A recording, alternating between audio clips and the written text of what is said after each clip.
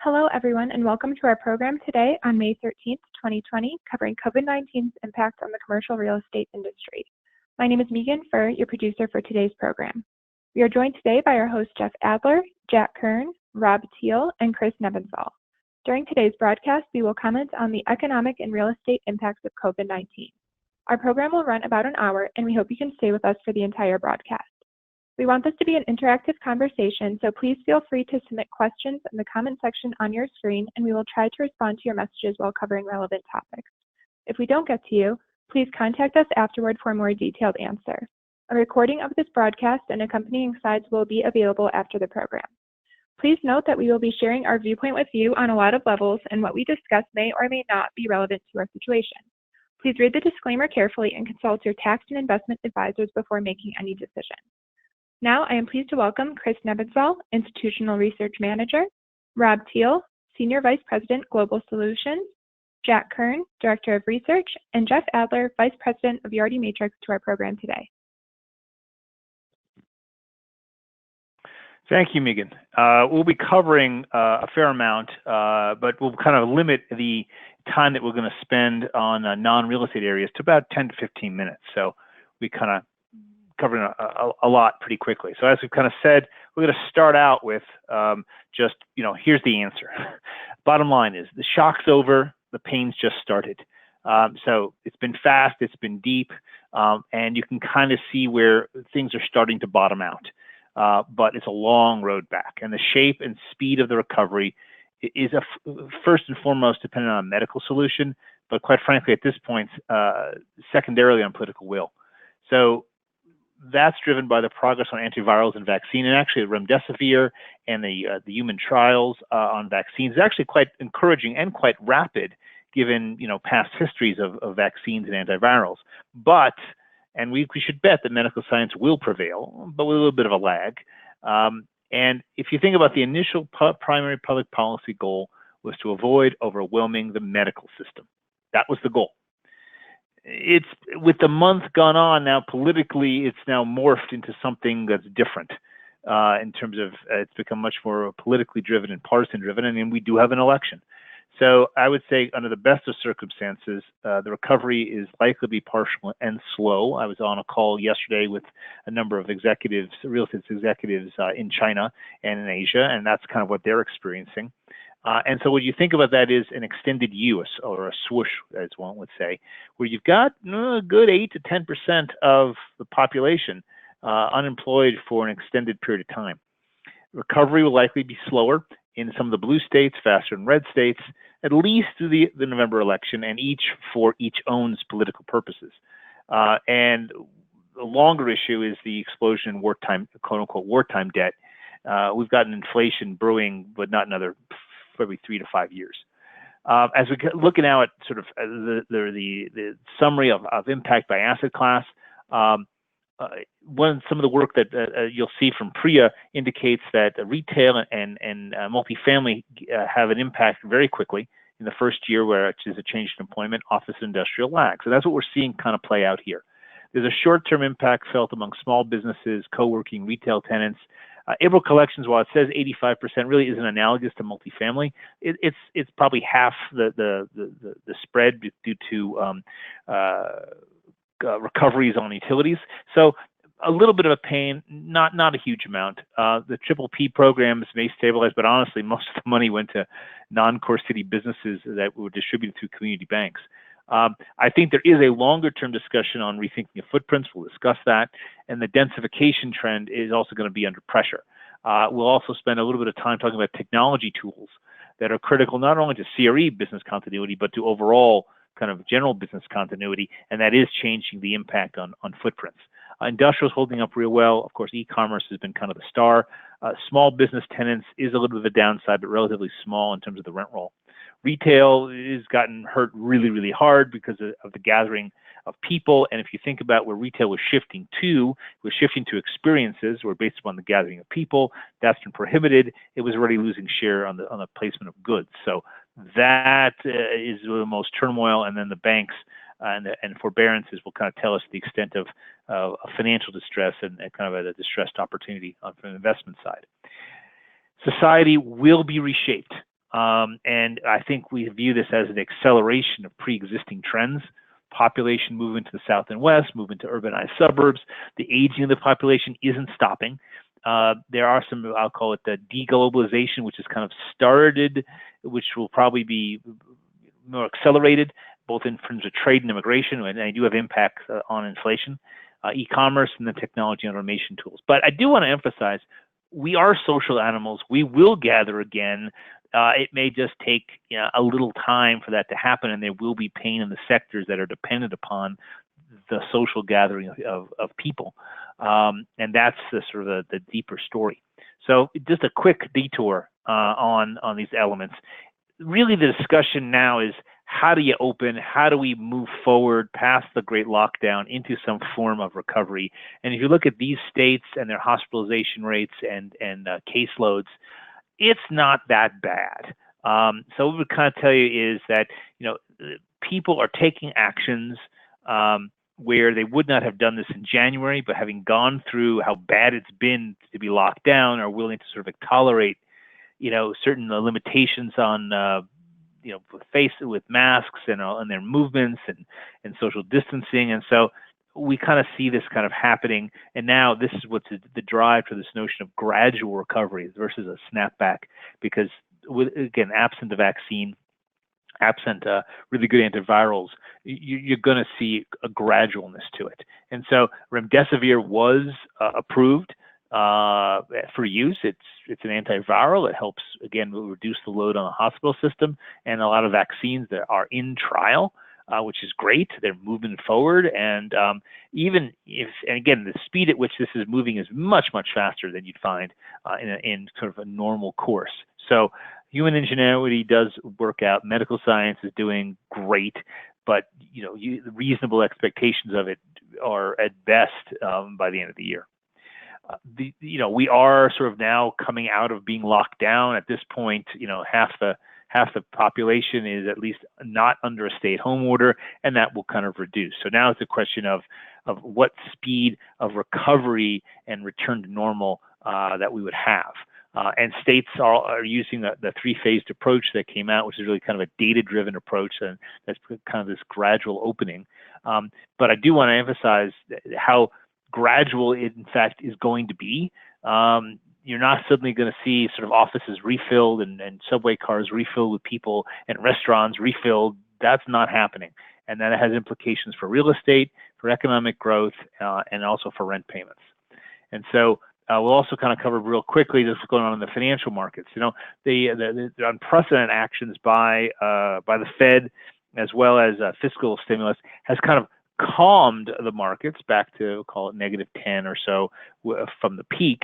But, and I think the emphasis is, if you look at I think it's probably we're probably at the top of where equity valuations currently are going to be until there's some movement on the actual fundamentals of the disease in the economy.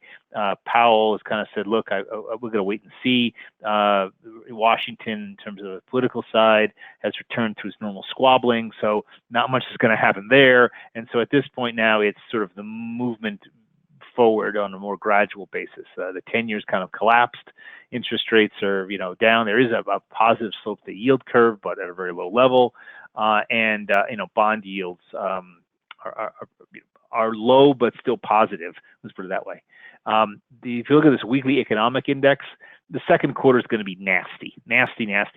So the first quarter contracted at 5%. Easily you've kind of got -12 is optimistic in terms of a second quarter contraction of GDP. Everything I'm hearing is more like 20-25%, maybe even worse. And then really the question is then what happens from here? We already know it's bad. Oil prices collapsed. They're still in the 20s. So there's an unprecedented pain in terms of because demand collapsed for transportation, which is what drives most of demand for oil and petroleum. And so producers have had to cut back. There's a really kind of carnage in the U.S. domestic industry, as well as in governments like Russia, Venezuela, Nigeria, that actually depend upon high oil prices to meet their budgets. That's just not going to happen. Even some pain in Saudi Arabia. So Most oil storage capacity is full, though demand for oil as mobility picks up, is beginning to pick up off the bottom. The difficulty, and we're seeing this on the residential side in oil-dependent markets, is going to hurt. Same thing in oil-dependent office markets. There's going to be pain there as well. Rig counts have collapsed. Inflation, they're more of an issue of deflation than inflation. And I can't, I think the future prices on oil are anywhere between maybe $30 a barrel, maybe.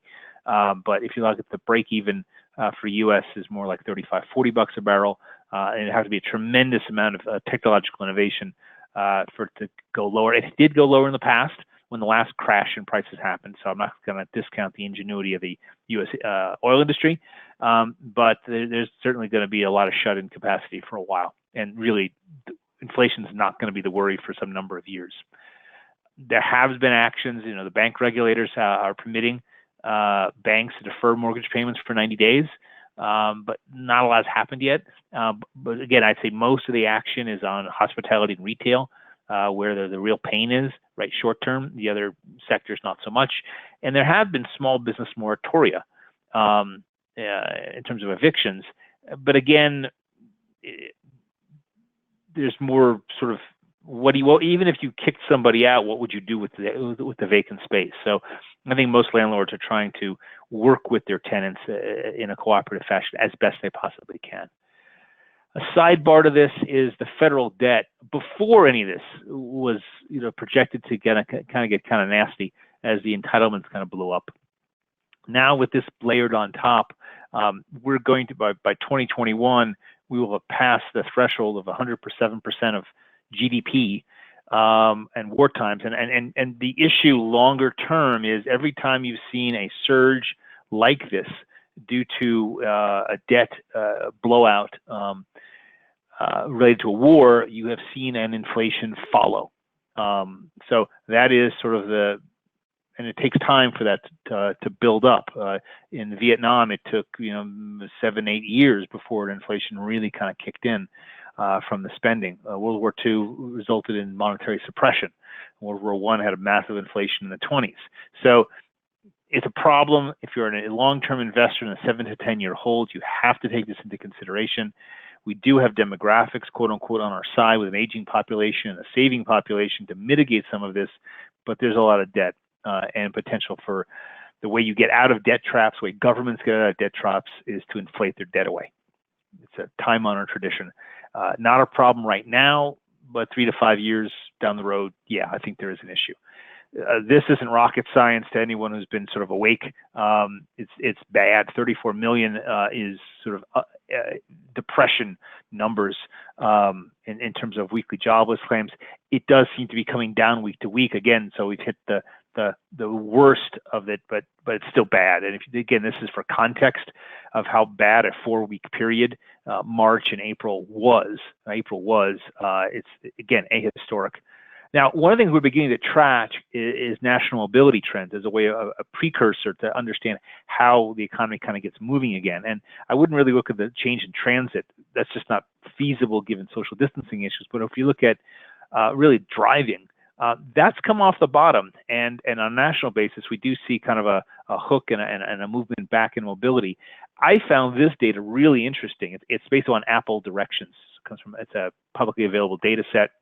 And if you look at, these are cities that are the most impacted. And I do look a lot at the middle, which is driving, at how much driving is being done. And you do have to look a little bit of the understanding of the city's nature. Most of the activity in Washington or Manhattan is going to be transit. So that hits harder than than driving. But you can see here the number of cities, we would call them international gateway cities or the biggest, some of the tech hubs have been hurt again really hard. But if you also look at the places that haven't been hit, you look at Charlotte, Dallas, Indianapolis, Houston, even Nashville, they have not been as hurt from a mobility standpoint as other cities. And you see this ripple through in some of the fundamentals of what's going on, both in terms of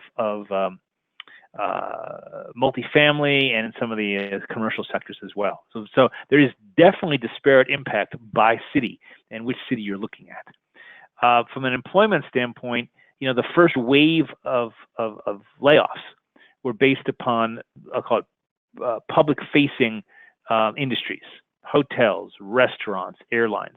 What you're now beginning to see is the layoffs associated with the people or more professional services that provide services to or support for those industries.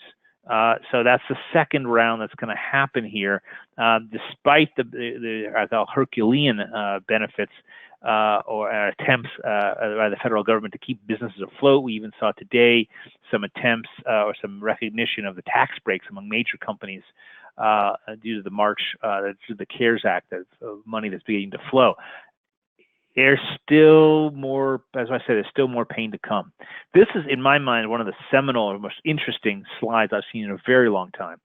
Priya did a nice piece of work that looked at what happens to property NOI when there's a change in employment. And you can see in the current year, multifamily and retail get whacked real hard.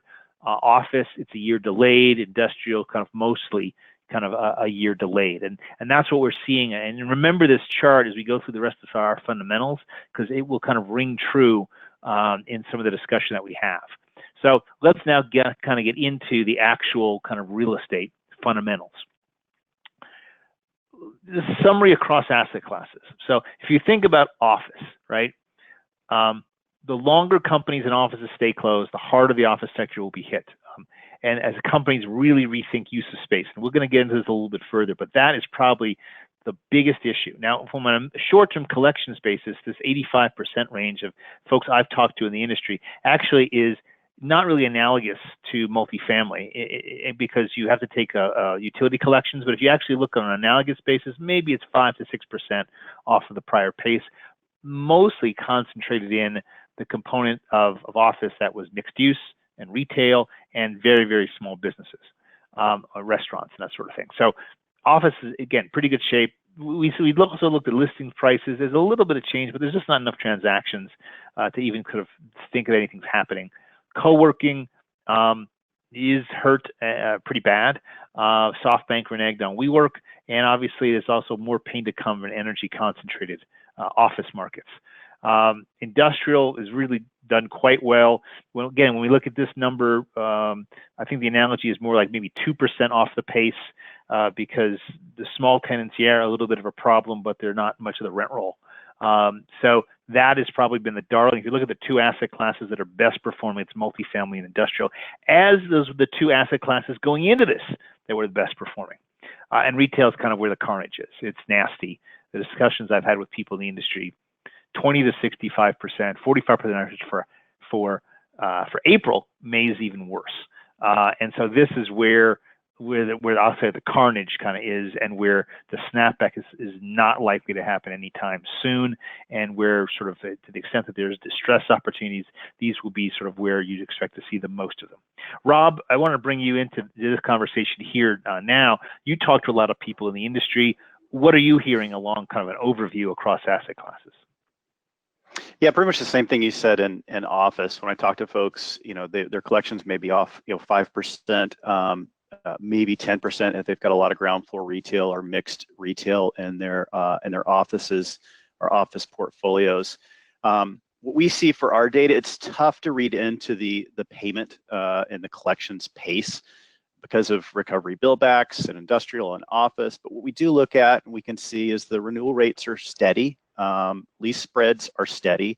Occupied area is steady. Those aren't really leading indicators because it takes time for leases to be negotiated and work through the system. So there's a natural lag there. So the one leading indicator we have seen potentially is new lease area. So the amount of a typical new lease is down almost 10% in March and April for office. With industrial, most clients are telling me, and I've talked to quite a few of the industrial clients, that 2% would be a more likely scenario of pace off of typical collections, 2 to 4%, and where that 2 to 4% is coming from is typically light industrial, and light industrial could be anything from a garage band to an auto mechanic.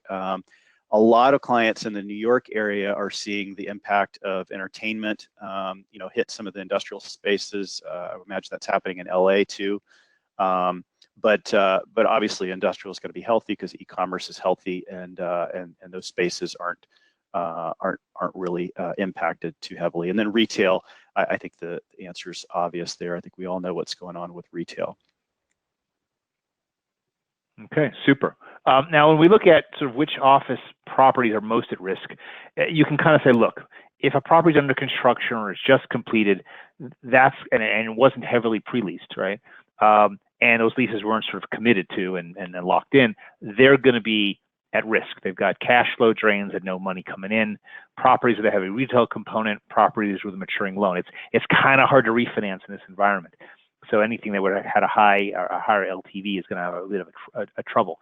And you can kind of see from public statements of Empire State Realty and SL Green in New York that, again, office rents are okay, but it's the retail part that's in trouble. And we do have, some large completions in the last 6 months in major cities that are likely to run into some significant financial problems. Now, as we think about sort of, I'll call it these derivative effects on office, the non-core income that was sort of rounding out the office industry's revenues, parking fees, studio service fees. I heard specifically in LA, and Robbie, you mentioned this, the retail income, which was really the big phase of office, was the sort of mixed use and retail and retail experiences and food courts. That's the part that's been hit because the people aren't there. And we think about when long-term demand for office space, this is the one of the more intriguing kind of notions here. And I've talked to a bunch of folks, occupiers in the major gateway cities. The ability to sort of move people into concentrated, dense downtowns is primarily driven by mass transit. And social distancing just doesn't work for these kind of environments. So cities that were more car dependent are actually in a better position to sort of open up even partially, and just kind of walking through what the opening plans look like, even inside a building. We are a little building in Denver, a 3-story building. You can only have one person in the elevator at a time. Well, in an 80-story building, that dog don't hunt. All right. So there are really discussions around satellite offices, where maybe a quarter of the people go downtown, a third of some stay home, and maybe there's a bunch that are in satellite. So there's going to be a rethinking of the footprint. There is an issue with maintaining culture within the occupier sort of organizations. The question is how much physical space and how much connectivity do you need face to face to keep the culture together? And that's going to be kind of the rub. Jack, you talk to a lot of folks in the industry as well. What are you hearing on this topic? There's a couple of interesting things. One of which is it's not unusual when you've got all your staff in the office for clients to come in and walk around and say hello and meet people. And to the extent that you're staying home out on Long Island or in Westwood and outside of Los Angeles, and somebody calls up and says, hey, I'm downtown, I'll meet you in 20 minutes for dinner or for lunch or something, and you're 45 minutes to an hour and a half away, that changes the whole culture and nature of what people are going to be able to do. So the issue of culture is important. The issue of the utilization of space is important. And then one of the ones that we thought was interesting to think about was what's going to happen to all of the power providers, the Con Eds of the world, the people that are accustomed to providing massive amounts of power that are used in all the office buildings and all the transit systems, where there's no longer much of a need for it. And yet they depend a lot on things like tariffs and demand charges, which now they won't have many demand charges, or they may decide that demand charges occur at much lower levels of activity than they did before. So building owners have a lot to think about, and certainly people that are going to be staying in space have to start thinking about how do they change their patterns to reutilize the space and have the ability, as you said, Jeff, to be able to be safe and the way that they're moving and the kinds of things that they have coming up. I think the last thing is automobiles. I do wonder how many people are going to think, well, hey, if there's not going to be any traffic anymore, do we run in downtown and just park the car on the street for an hour, run upstairs, and then take the car and go back home? And I don't expect to see that either. Right. That's right. I think your comment about the utility industry is sort of an interesting one. We don't really have time to develop on that, but most of the energy usage is for office, working hours, right? And so what's interesting is if those fixed costs can't get recovered, it could sort of accelerate a movement towards solar energy or to other alternative energies where you can go off the grid. And again, a whole bunch of another discussion item I don't think we'll cover fully today, but a very interesting kind of knock-on effect. We did take a look at office fundamentals on the leasing side, and there's just not, there's not that much activity that I can draw big conclusions on. We even took a look at, well, maybe there's more action going on at the small end of the space versus large space. Again, I don't know that I can draw much discussion here, just because I don't think there's a heck of a lot of activity. We do, when we look at future supply, okay, this is an area where, if you look at the amount of space that's coming into Austin and Seattle, those are markets, that, again, I'm not worried about the plan and perspective. Those things will either get pushed off or shelved. But the stuff that's coming out of the ground in one way or the other, right? Companies may not meet their commitments on pre-leasing. There could be some pain in some of these markets. Again, I would say Austin and Seattle are kind of rife. The other ones don't have that much of a percent of stock. But if you see a demand destruction of 10 or 12% of space, suddenly a lot of office buildings, could go into financial problems. Another topic, that has been growing. If you think about this, I had a discussion with Owen Thomas, CEO of Boston Properties, earlier, maybe late last year. About a third of the leasing was co-working, and that kind of went away with the WeWork's blow up, and the traditional model of co-working was kind of the desk, right? Rent the desk and all that kind of good stuff. That seems to be kind of blown up. We were moving away from a traditional model like the WeWork model, which was like was an arbitrage model, to sort of a new model, still kind of desk-based, through Hana and Convene and Notel and Industrious, and those actually have going to hit pretty hard because of the aggregation of people. Now, Rob, you mentioned a very interesting sort of angle on co-working that may not be quite so obvious to most folks about where the real money in co-working actually is. And I wonder if you could share that. Yeah, well, the membership model is a slog. It's a low margin business, and it's obviously very sensitive to market conditions. And right now, it's behaving more like a gym membership, and gyms are shut down, and so were most co-working locations. A lot of them just opened up in the last week or two. But they've been closed down, and I think that social aspect of co-working is going to be tough to sell for the until there's a vaccine, and we're a year down the road before we can really expect much from that. But the serviced office model, I think, is going to become more important. One, because there's likely to be more vacancy in metro areas that need to be leased out in flexible terms, because companies are going to be more cautious, tenants are going to be more cautious, and would much prefer probably a month-to-month, maybe even downgrade their space and go month-to-month with a serviced office provider. And then the other thing that I think is really interesting is we're hearing a lot of buzz about suburban office, which has been a dog for the last 10 years, but was really hot 15 years ago. The 3 to 4 story suburban office, satellite office. A lot of banks in Manhattan are looking for satellite office space outside of Manhattan and local suburbs, where the two number one things in New York metro area people are concerned about is public transit. Am I going to get on a subway? And two, am I going to get on an elevator? And how we're going to service a high rise with one person in an elevator to keep social distancing. And suburban office has become really attractive overnight. And is there some combination of service office at a suburban location where companies can bootstrap and get a satellite office going quickly on a month-to-month type of lease, like most service providers or co-working providers would offer? So I think this is a space to watch. I don't think co-working is dead, but I think it will be reinvented, and the flexibility of serviced office may be very important to fill vacant space in a metro area, or to provide a suburban alternative. So interesting area to watch. Yeah. And if you think about the vacancy that's already in suburban office, which is really car dependent, which would have been sort of out of favor, there may be a little bit of an arbitrage play, in at least managing for the next couple of years, right, through this. But again, I do think if you look long term, I think we sort of do recover but on a short-term basis, it would be kind of an opportunistic approach. Now, we do track co-working space, and this is, kind of a straight line. The tighter the market had been, the more co-working made economic sense to do. And so that's where we expect to see that.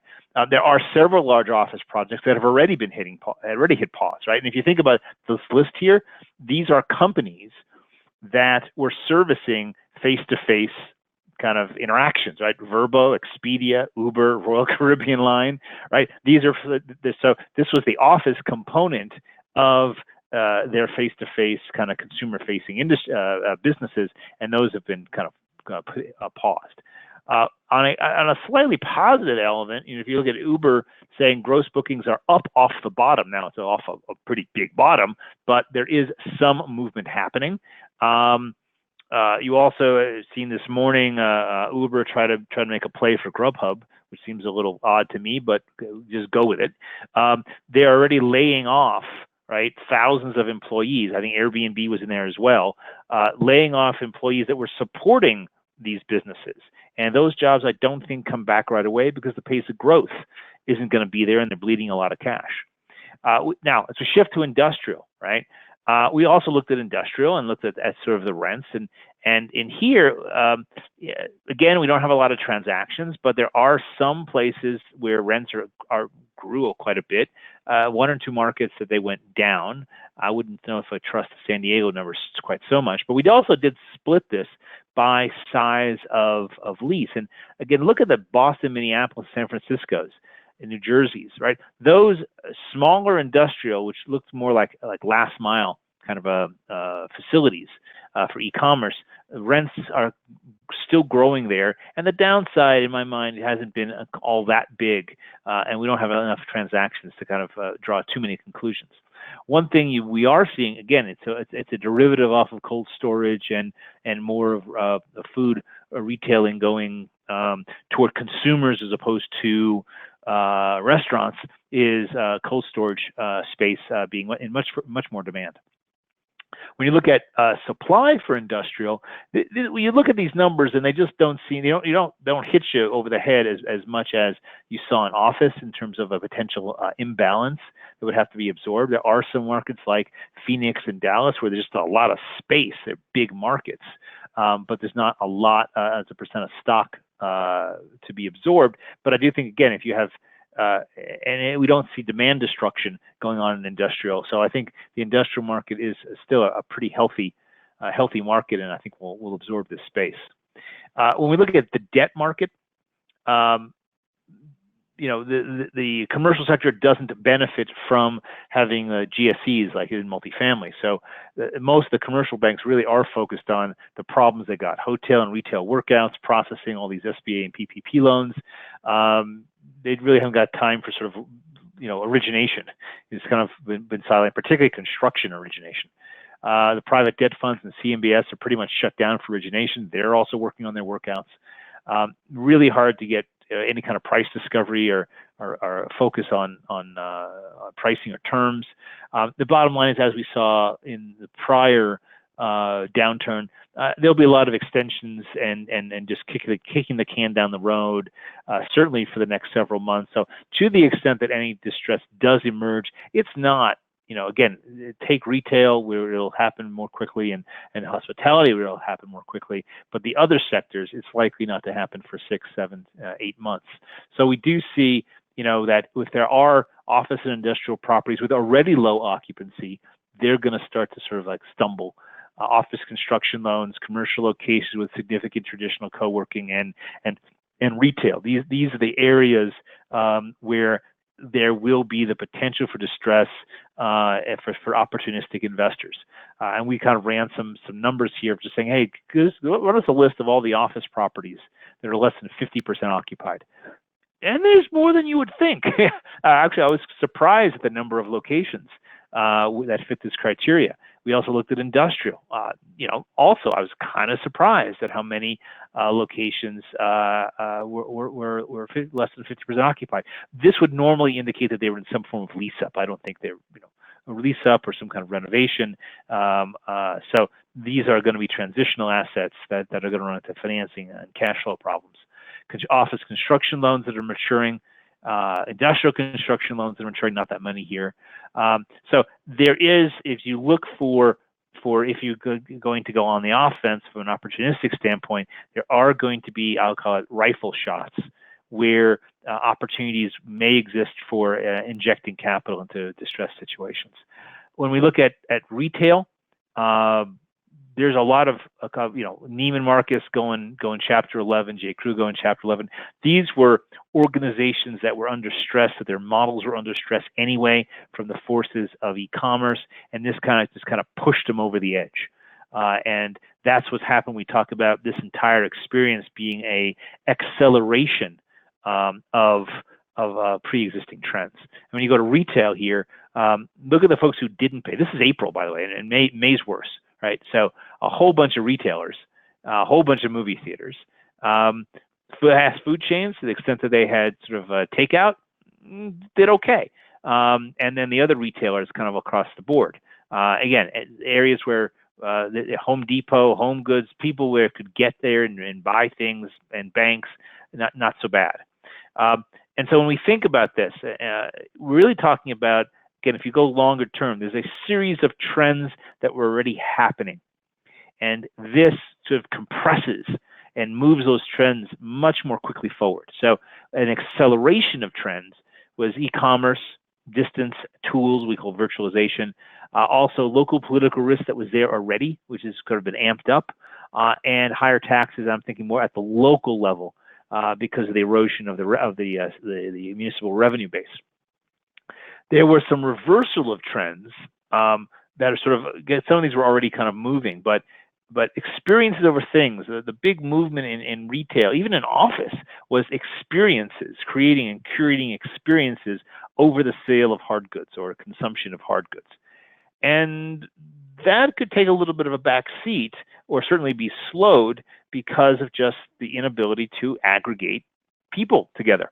To have fewer experiences, and so that's going to have a big impact. Densification was, really driven by the ability, one, a security situation. Urban cores became more safe, and the other part of that was the engine of economic growth being the force of ideas and technology and the creativity of ideas, which was facilitated by densification and small working teams and teams working much more closely together. That is under pressure. Same thing with globalization. Both trade and immigration are fraying. And as we think about those trends, I kind of want to shift into a discussion that Rob's going to lead about what the operational responses by real estate organizations have been to these cross currents, to these trends, and these recent, I'll call it emergency disaster responses. So Rob, I'll drive the slides, and you lead us from here for a bunch. Yeah, thanks. Thanks, I appreciate it. Yeah, it's no secret, Yardi, we spend a lot of our time with clients on the accounting side, and so I want to talk about some accounting trends that we're seeing that are also tied into technology trends. And it's no secret, the first bullet point there, the number one topic when I talk to clients is accounts receivable, and we're seeing two methodologies kind of play out here. One is revenue recognition in the current month, or the month that the charge was initially raised, and public companies will tend to do this, and FASB is okay with that. And even if they're deferring rent, they'll still recognize the revenue in that month and let it age out if it's due to be collected at some deferred date. And the second option we're seeing clients do is create a new charge and a future date to represent the deferred charge. It's the public companies that are going for the first option so that their revenue doesn't look skewed for a particular quarter, whereas most of the private equity companies, private companies are, for the simplicity of accounting, pushing out a new charge into the new month for deferrals. And so we've spent just a tremendous amount of time, both on the multifamily side and the commercial side, making sure that we have methodologies that our clients can use to defer rent.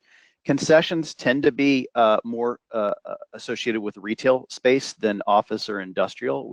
Obviously we're seeing our clients use concessions as well. But it's the collection process for rent deferrals that's tricky to report against and tricky to collect against, because it's a new model of accounting that many clients haven't dealt with before. Yardi.com. If you go to Yardi.com and the coronavirus link at the very top, there's some great webinars there that we've built specifically around rent deferrals and concessions and methodologies that we've advised clients on and that they're using. So collections is a big deal. Moving everything online, I think the most interesting part of what we're seeing demand for from a technology standpoint is on the AP side of things. So it's our vendor cafe program, but getting vendors to submit invoices electronically. Anything paper right now is a pain to deal with, right? It's coming to your office mailbox, or you're having to retrieve pieces of paper and take them home. And on the payment side, folks bringing home printers and printing checks from their home office and somehow trying to figure out to get physical signatures on checks. Physical checks make up 90% of the payments that we see our clients making through PayScan. And this is 60% of our client base, 3,000 clients. The data on that shows that the large majority of them are still using paper checks. And I anticipate a huge shift here. We're already seeing it just in the last month and a half, the demand for technology on electronic payments, Yardi Bill Pay. And our European colleagues laugh at us because they've been paying all their vendors electronically for 10, 15, 20 years, and here we are still sending checks in the mail. And I think this is one of those areas that's it's overdue for disruption and change, and it's happening now. So that's a big trend. Tenant payments as well. Commercial has been so difficult to get commercial tenants to pay online. We've had a lot of success in the smaller end, sub 5,000 square foot space on tenant payments online with credit card or ACH. Now we're starting to see that creep into some larger tenants, and as part of a negotiation with rent deferral or concession, telling clients or making it legally binding that they have to pay electronically or have to pay through a tenant portal is becoming a trend that we're seeing. So when I say moving everything online from an accounting standpoint, it's really making sure if there's a piece of paper in the AR department or a piece of paper in the AP department, there's a huge incentive to digitize that process. And then if you go to the next slide there, Jeff, the way that clients are analyzing the risk, tenant risk in particular, tenant exposure, tends to be kind of a four-step process where we're hearing from clients is the first thing they want to do is tag their tenants. They want to tag them as at risk in some way. Obviously, industry is an easy way to do that. If you're in the entertainment industry, or if you're in, if it's a retail-oriented tenant, understanding your tenant mix is something that a lot of clients have done just in Excel spreadsheets, or they really haven't worried about it for the last few years because, tenants have been paying their bills. Now, tagging the tenant and understanding their current status. Have they been deferred? Have they been granted deferred rent? Have they asked for deferred rent? What industry are they in? So understanding your tenants on a tenant by tenant basis, what risk you have, is the first step that a lot of our clients are taking. The business impact to that would be first question we're hearing, and if you click the down button there, Jeff, the first question a lot of our private equity clients are getting from their parent company or from their executives is, okay, how much total dollar amount of total rent for the portfolio has been requested to be deferred, and how much have you granted?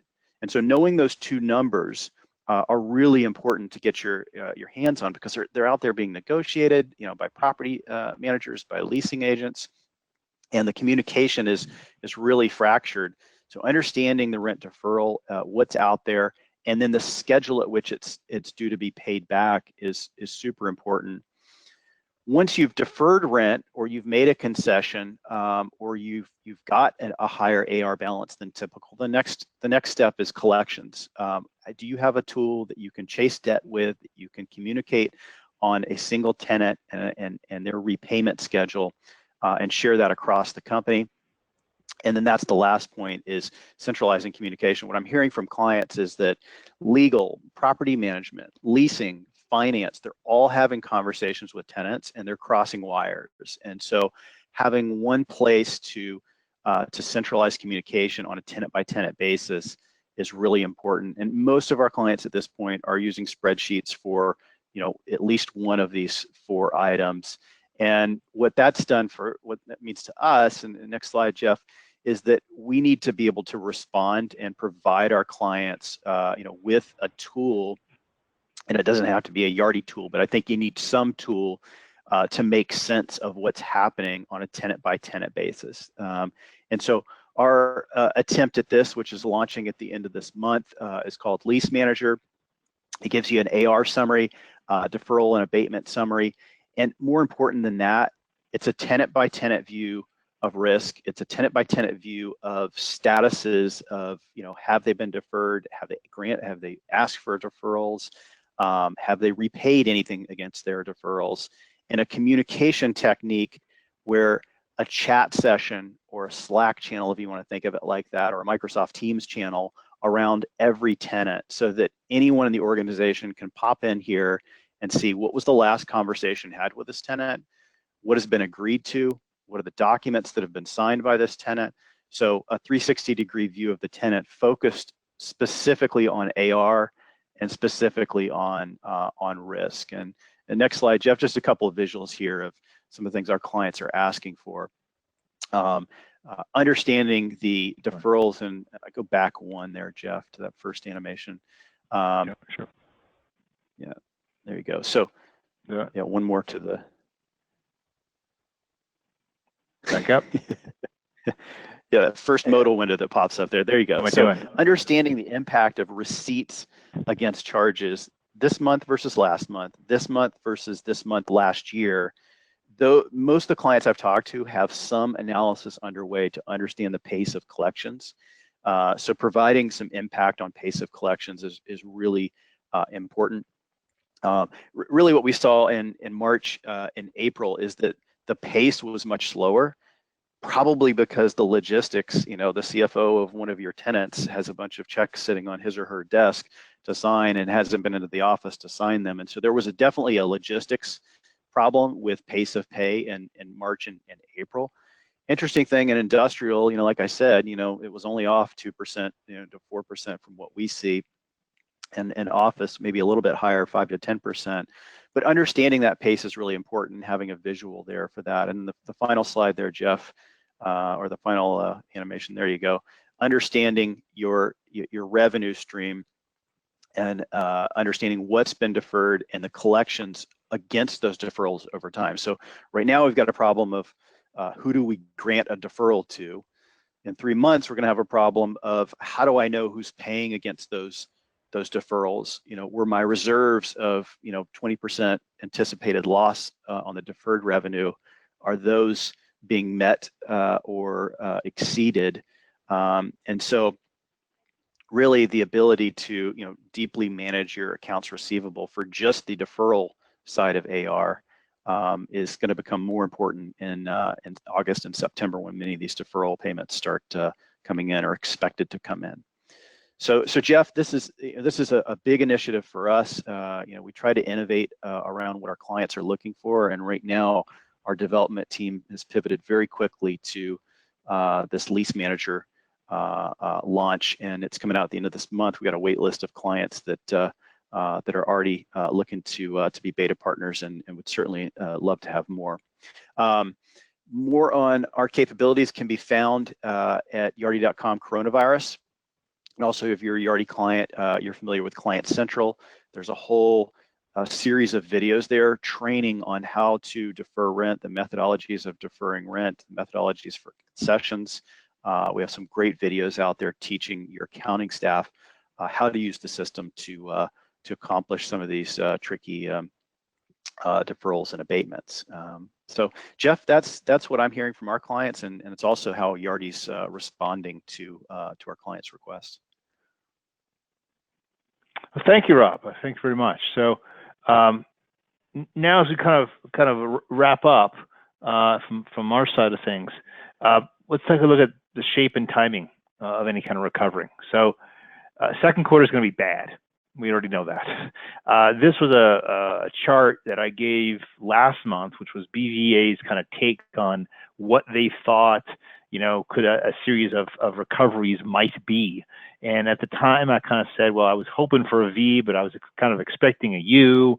And even under this scenario, things would kind of get back, pretty much after a year. Well, I don't think that's happening. And if you look more like this is probably a more realistic kind of level where we're talking about something like a year and a half to 2 years before we kind of get back to where we were. And so what that means is this slow grind. And I think, the second quarter will be sort of the dip and the shock down. But the slow grind up will be sort of where the pain is. And in my view, the real pain happens come August, September, October, when maybe half the people that were unemployed are back, but the appetite for sort of additional stimulus is kind of worn out, and the problems are still there, and that's where I think the issue will be. So, kind of to wrap up, and before we take any potential questions, the shock's over, but the pain started. Yes, we're now in a mode of recovery, but that mode of recovery, absent a medical solution, will kind of be halting, slow, gradual, and will have different sort of state-to-state patterns. I think that, and we've mentioned some longer-term issues related to the use of space in office will be gradual, but there is definitely going to be a shift in the way space is used and how much space is used. And I think generally speaking, there will be more work done from home on more functions than were done in the past. And retail, I think, is just going to be, until it finds a firm footing, it's going to be just plain in trouble. Industrial will be fine, but the retail sector will go through a lot of hurt. It was shifting toward experiences away from goods, and now even the ability to do that is under significant pressure. Grocery anchored retail is probably a little bit of a safe haven for now, but even that is subject to some level of e-commerce substitution. So I think that's kind of our view on things. Our society will be reshaped, and there is opportunity in certain distressed niches, and we will gather again. But boy, it seems like it's going to be a little while. And so with that, I would like to open it up. Chris, if there's any questions we haven't addressed that Rob and I or Jack could address, please, fire away at us. Yeah, we've got a couple of questions coming in. Megan, do you want to go ahead with some of the questions? Sure, yeah. Question on Lease Manager. Will Lease Manager be for commercial, and is it part of Voyager or a new module? It's part of the Elevate. So this is Rob Teal here. Feel free to reach out to me. Brian Sutherland is our industry principal for commercial, so you can reach out to him if you're a current client. It should be easy to find his email address, or I'll post it on the web chat here. It's a new module in Elevate. Sits right on top of the Voyager database, so live data of your AR. It's focused on AR, kind of built for, I think, 3 user types: the CFO and their organization, obviously, anybody that's focused on AR. The collections team, our larger clients would have specific AR clerks or AR employees focused just on collections. The legal team as well. And so those are the 3 kind of folks that would find value in this. If you're familiar with Voyager, there's a product that we've had in there called Collector's Workstation, which is geared towards the pursuit of chasing bad debt. This is a facelift to that in the Elevate module, but it also includes a number of other features around risk analysis, tenant exposure, and you saw some of the deferrals and abatement dashboards that I showed. So it's a new Elevate module launching at the end of this month. Jeff, you talked a lot about some of the societal changes and workplace behavioral changes. What sort of infrastructure is needed in some of these secondary markets or the urbanizing suburbs that you referenced in order to maintain this new lifestyle, heavy e-commerce, heavy work from home, and some of the new normal that we're going to be seeing? Well, I mean, one area is you're going to see more warehouse space to move this stuff around. And so I would expect more sort of industrial or conversion of industrial space to service the movement of goods.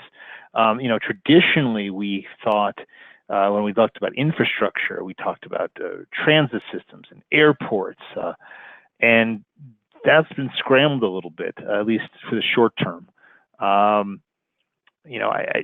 think roads are still going to be important. Now, whether they're going to be sort of manned or unmanned with autonomous vehicles or not, I think there will still be a need for personal transportation. I think this actually gives a little bit of an impetus to autonomous vehicles, although the funding mechanism has probably been blown to bits to get there. So that's another one piece.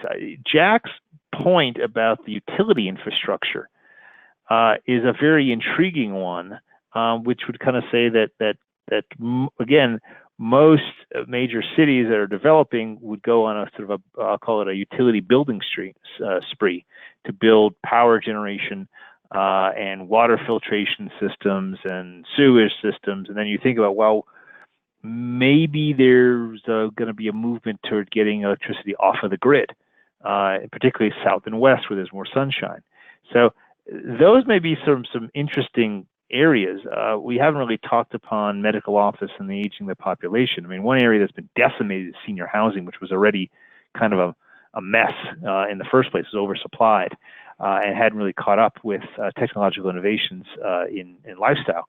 But medical office is going to be reshaped as well because of an increase in telemedicine, which at the time, before this, again, was there. It just really hasn't adopted much. So I think if you think about the shifts that you would have, obviously the 5G network is kind of important, right? The infrastructure to do this work is based upon communications technology. Everybody now knows Zoom, but that's a bandwidth hog.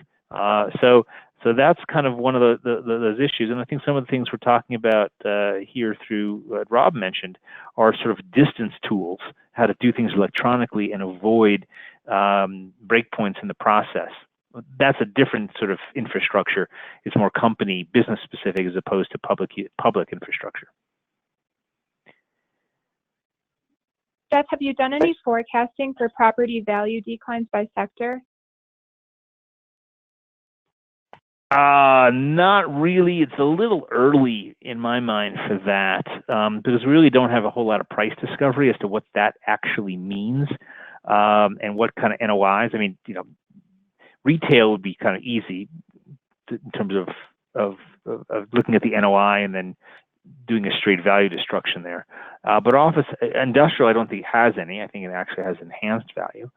And office, I think, is a little early to say, and it's going to be specific as to how much of that office, is transit dependent, which will be at this point in a short-term negative, and how much is retail dependent, which again will be a short-term negative. So things that were viewed as very, very positive now will be somewhat of a drag. And I think Rob mentioned the fact that there may be a little bit of a near-term resurgence of suburban office.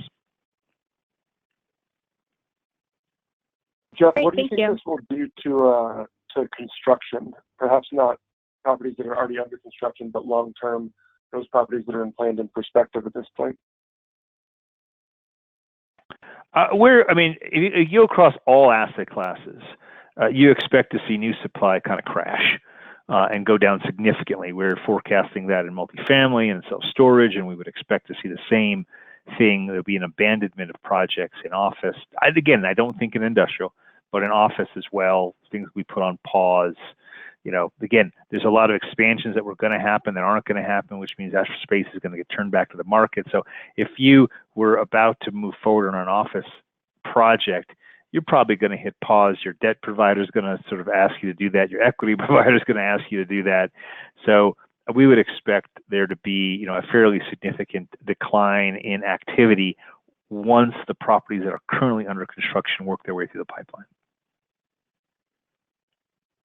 Okay, great. Jess, could the pressure on businesses to reduce commitment to office rent work in favor of co-working spaces, particularly for satellite offices?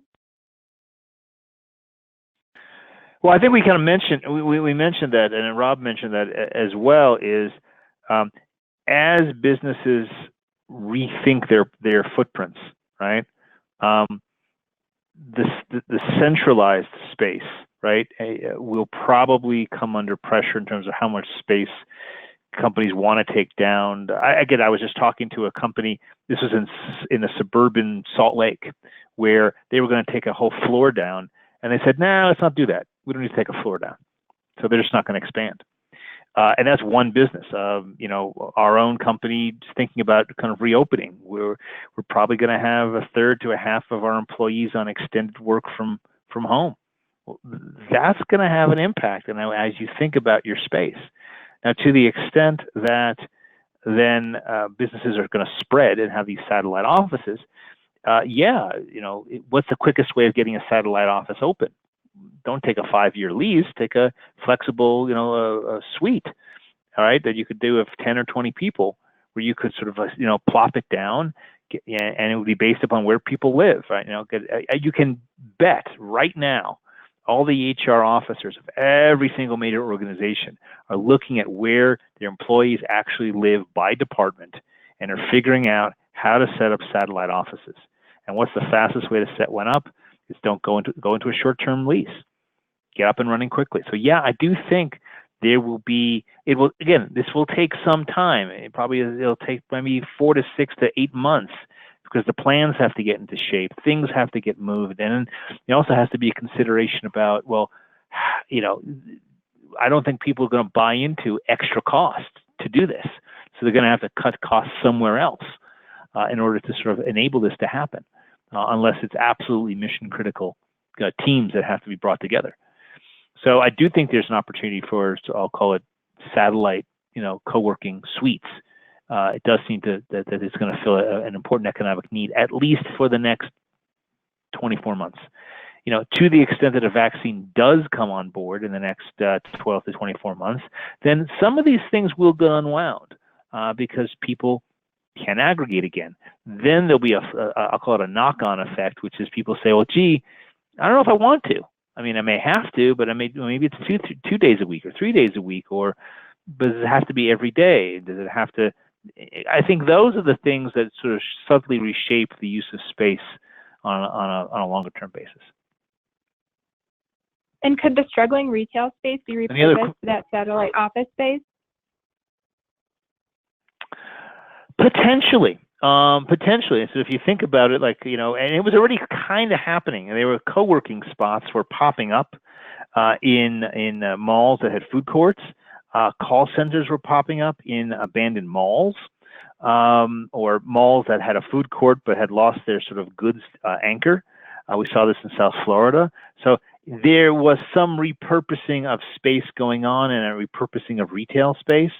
But that revenue stream is much less than a typical retail environment would provide, which is why retail landlords were saying, well, I'd rather go from a goods seller to an experience seller, because the rents were much higher than it would be for, essentially, if you look at the rents on an industrial square footage basis, or a flex office, it's quite a bit lower than retail square rents. So it depends. It really depends on what's the price point of the entry of the ownership and how low it is. If you got it out of a distressed purchase, then yeah, you probably could make that work. But under the current capital structure, it could be very difficult. Great, thank you. Do you see any delays on energy efficiency projects for the commercial office buildings, and are there any barriers you might see? That's really an intriguing question. Energy efficiency was really driven by. Go ahead. I'm sorry. Hey, it's Rob. I had a comment on that when you finished, Jeff. Sure. Yeah, please. Go ahead, Rob. Why don't you weigh in on this one? Well, I was just going to say, we use our Pulse product on our Santa Barbara campus and to monitor energy. And I think the energy efficiency isn't so much of a problem as energy monitoring right now. And, our energy, like most office buildings, fell through the floor. And being able to, remotely, tune that and see energy usage on a per meter, per floor, per building basis to make sure that we're not using energy, and that we're not at anywhere close to our peak was really important to us. And we've shaved 80% off of our usage. I believe was the stat that I saw on our Santa Barbara campus, just because of the lack of use. So the tapping into energy and monitoring energy, I think, becomes more important. The energy efficiency, how well are we using it? I think it's just there's not as much usage, so it's an easier question to solve. Yeah. But I think what's intriguing is, as Jack brought up earlier, to the extent that this is widespread, and then you have utility infrastructure that has to get paid for, right? You could see increases in the cost of energy, right? And a movement to, the first phase of this is cost avoidance. How do you get your costs down as low as possible? How do you sort of avoid the cost increases that may be coming from a reduction in energy utilization and a fixed infrastructure? And then a longer term implication would be, how do you get off the grid? Again, I think that's longer term if there you get into a vicious cycle of overcapacity. That may take some time to occur. So maybe short term, I guess 1 to 3 years, 1 to 4 years, energy conservation may even actually increase in importance in order to keep costs down. Great. And do you think this pandemic will accelerate deployment of fiber to the door in multifamily to accommodate people working at home? Probably. I would say any kind of bandwidth expansion and the willingness of people to pay for that, because it's not free, I think is likely to happen.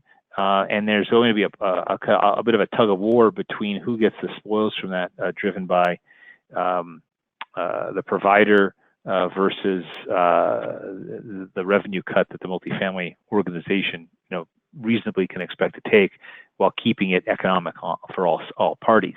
But I do think, the expansion of bandwidth will become, more of a basic necessity as opposed to a luxury. It already was becoming a basic necessity, but I think this will probably accelerate that trend. Great. That's it for the questions. Well, super. I'd like to thank everyone for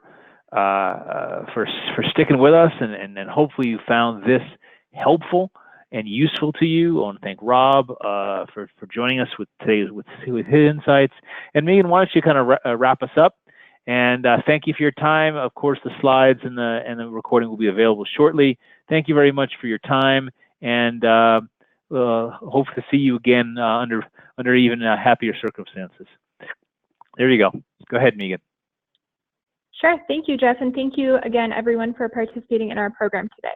We hope you enjoyed it and found the information and viewpoints helpful. If you would like to subscribe to any of our free research, please either log on to yardimatrix.com or contact us and we will add you to our distribution. A recording of this broadcast and accompanying slides will be available after the program. A special thanks to Jeff Adler, Jack Kern, Rob Teal, and Chris Nebetzall for their commentary today. I would also like to thank Jeff Muth and Mary Chu for running the web program, and Claire Anhalt and Maddie Winship for their contributions to the content. This has been a production of the Matrix Division of Yardi Systems, Inc., copyright 2020, all rights reserved. This concludes our broadcast. Thank you.